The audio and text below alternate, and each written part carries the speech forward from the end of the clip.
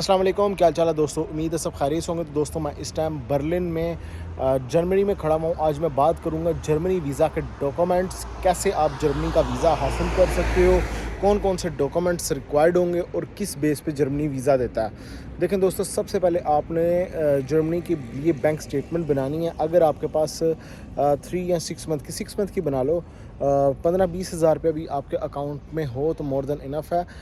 Germany के लिए Germany visa दे देता है। इसके अलावा आपने करनी है hotel booking, flight reservation. Hotel booking आप agoda.com या booking.com से कर सकते हो। फ़्लाइट रिज़र्वेशन ये ऑनलाइन आपने जो है रिज़र्व करवा लेनी है किसी भी ट्रैवल एजेंसी से। फ़्लाइट रिज़र्वेशन ले लेना, कंफर्म करवा देना, या फिर अब बर्लिन की कर लो, फ्रैंकफर्ट की कर लो, म्यूनिख की कर लो, जहाँ भी आपको मुनासिब लगता है वहाँ की आप कर सकते हो। अच्छा, hotel booking, flight reservation, travel insurance, visa application form, request letter, NOC आपकी कंपनी से मिलता है जिसे नो ऑब्जेक्शन सर्टिफिकेट कहते हैं, या आपका कफ़ील अरबाब देगा या फिर आपकी कंपनी देगी। एनओसी उसको चैम्बर करवाना है अगर आप सऊदी अरेबिया से हो, दुबई से ज़रूरत नहीं होती चैम्बर की। उसके बाद डे बाय डे प्लान कि कितने दिन आपने रहना है, क्या क्या करना है, कौन कौन सी प्लेसेस विजिट करना है।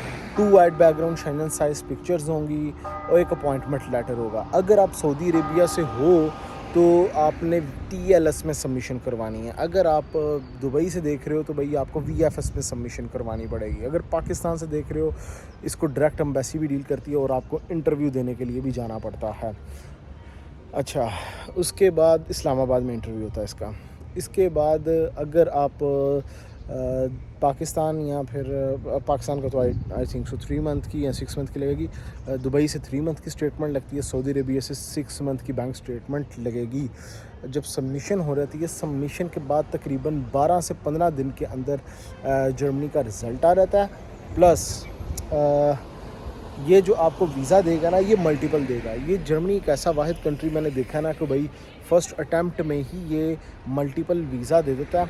अगर वो 30 डेज़ का भी वीज़ा दे रहा है तो आपको मल्टीपल मिलेगा। देखें, आपने रिक्वेस्ट की इनसे कि मुझे आपने 7 दिन का या 8 दिन का या 10 दिन का वीज़ा दो, तो ये आपको फ़र्स्ट अटैम्प्ट में ही मल्टीपल वीज़ा दे देंगे। मिनिमम टू मिनिमम अभी जो मैंने इनका वीज़ा देखा ना, आई थिंक सो 15 दिन का शायद, लेकिन मैंने मेजॉरिटी केसेस में 30 डेज़ का ही देखा है।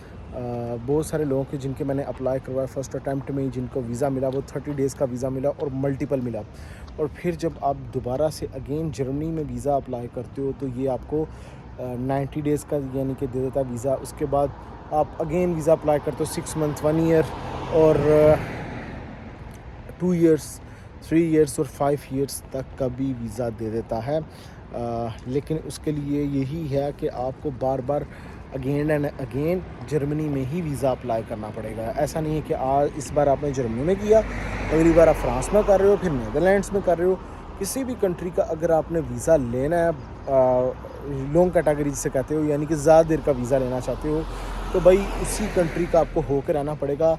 अगेन एंड अगेन उसी में ही वीज़ा अप्लाई करना पड़ेगा, देन आपको जो है बड़ा वीज़ा मिल जाता है। जर्मनी मैंने आपको एग्जांपल दी, मैंने ख़ुद भी बहुत सारे लोगों के 5 ईयर्स मल्टीपल एंट्री वीज़े जर्मनी के लगे देखे। उसके पीछे स्टोरी यही थी कि वो बार बार जर्मनी में ही वीज़ा अप्लाई करते थे। जैसे कि अब अगर मेरे पास जर्मनी का वीज़ा, मैं नेक्स्ट टाइम जब भी वीज़ा अप्लाई करूँ मैं जर्मनी से हटूँ नहीं।